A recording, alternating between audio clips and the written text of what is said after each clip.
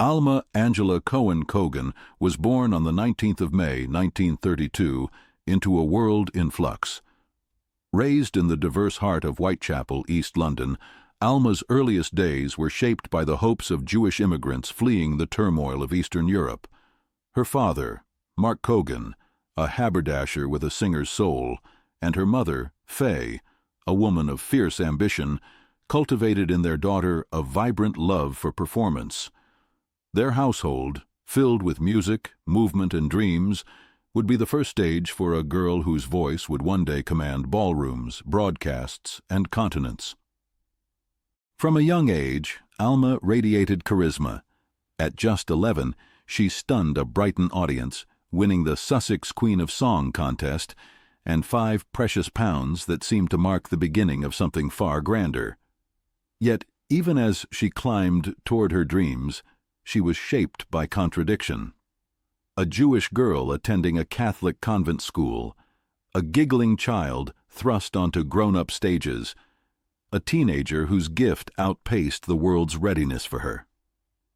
In 1947, at only 14, she shared the stage with Max Miller thanks to a recommendation by none other than Vera Lynn. This pivotal encounter affirmed what her mother had always known. Alma was not simply talented, she was destined. Yet the industry did not bow immediately. Ted Heath, a powerful bandleader, turned her away at 16, declaring her too young. The rejection stung, but did not deter her. She pressed on, performing in modest restaurants and cafes, chasing spotlights that flickered just out of reach. By 17, Alma had landed chorus roles in West End revues, her performances gaining polish with each show. Her voice, light and vibrant, soon made her the centerpiece at the Cumberland Hotel. There, a stroke of fate introduced her to EMI's Walter Ridley, a producer with an ear for originality. His guidance shaped her transformation from a plucky nightclub singer into a polished recording artist. He recognized what others missed, a soprano voice capable of lifting even the most mundane lyric into magic. When her first single dropped in 1952, the world was still emerging from the gray fog of war. Into that bleakness came Alma Cogan's playful tone, bright as confetti and twice as unexpected. A giggle slipped into "If I Had a Golden Umbrella" by accident during a session, but listeners were charmed. Rather than cut it out, Ridley encouraged her to lean into the lightness. That cheerful trill became her signature, a beacon in an era that needed delight. Alma wasn't merely a voice on wax. She became a presence on the airwaves, captivating listeners across BBC radio programs. Her regular slot on Take It From Here thrust her into households across the nation. She beat out hundreds of hopefuls, not because her voice was the loudest, but because it offered something rare, joy without pretense. In the burgeoning world of television, Alma was a trailblazer. She didn't merely appear, she led. With The Alma Cogan Show in 1957, she carved a space for British female performers in a male-dominated arena. And she did it in style. Sequins, hooped skirts, feathered capes. Her wardrobe, as curated as her setlist, became legend. She reportedly never wore the same gown twice, each one a testament to extravagance and theatrical self-expression. By the mid-1950s, her name was inextricably tied to the British charts. Covers of American hits, Bell Bottom Blues, Dreamboat, and I Can't Tell a Waltz from a Tango turned her into a household name. Dreamboat, in particular, catapulted her to the top. It wasn't just music, it was a movement. Her voice darted and danced, infusing old standards with buoyancy, and British fans, weary of austerity, lapped it up. She offered escapism without pretension, glamour with a grin. Alma's fame wasn't confined to Britain.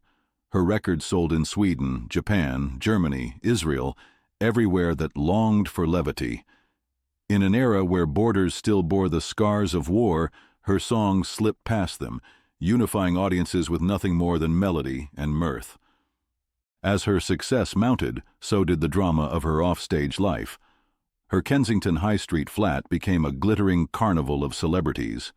It wasn't unusual for Audrey Hepburn or Princess Margaret to rub shoulders with the Beatles at one of Alma's infamous soirees. Cards were played in one room. Conversations about music and madness filled another. In the center, always, was Alma, witty, radiant, irreverent.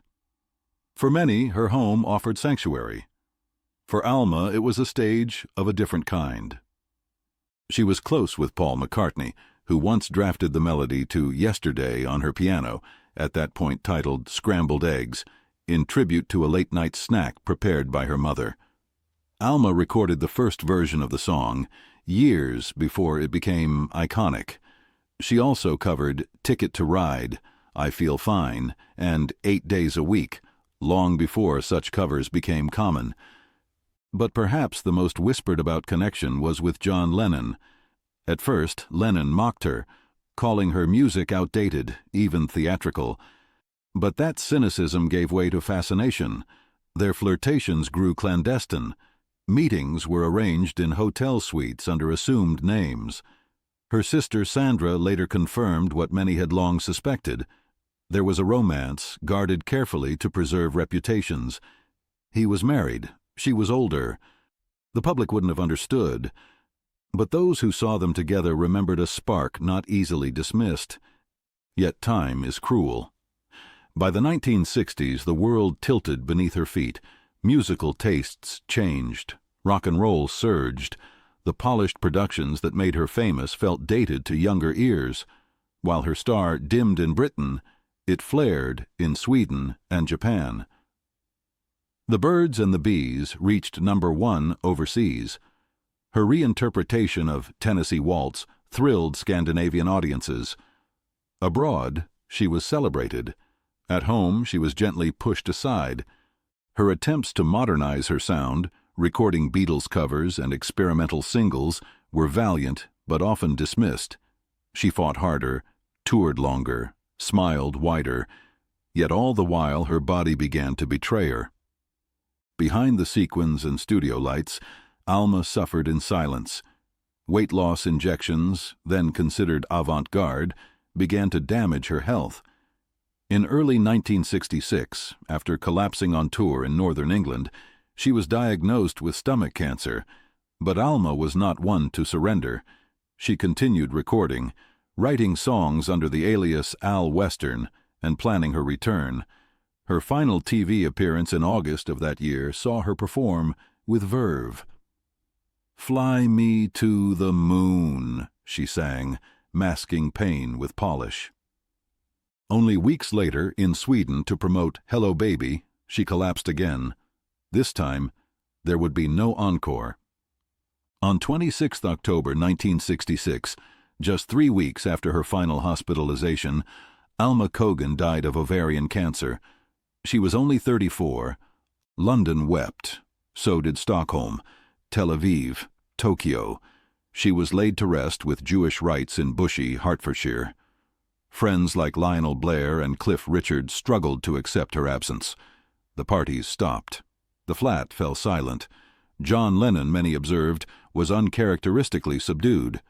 2 weeks later, he would meet Yoko Ono. Even in death, Alma remained elusive. The glamour lingered in memory, but the woman behind the smile, her worries, her longings, remained less discussed. Over time, books, plays, and documentaries attempted to reconstruct her story. Some fictionalized, others intimate. Her sister Sandra's memoir offered glimpses of the real Alma, fiercely loyal, endlessly generous, occasionally melancholy. Plaques now mark the places she once called home. 44 Stafford Court, 29 Lansdowne Road. Her name adorns compilations and BBC retrospectives. Her gowns, her giggle, her generosity, they live on in grainy footage and fading photographs. And yet, perhaps Alma Cogan is best remembered in song. Not just the chart toppers, but the soft ballads and cheeky B-sides that carried with them the shimmer of something sweet and fleeting. She sang as if tomorrow might vanish, and for her it did. But for a brief, bright time, she laughed into microphones and hearts alike. Alma didn't just sing, she sparkled.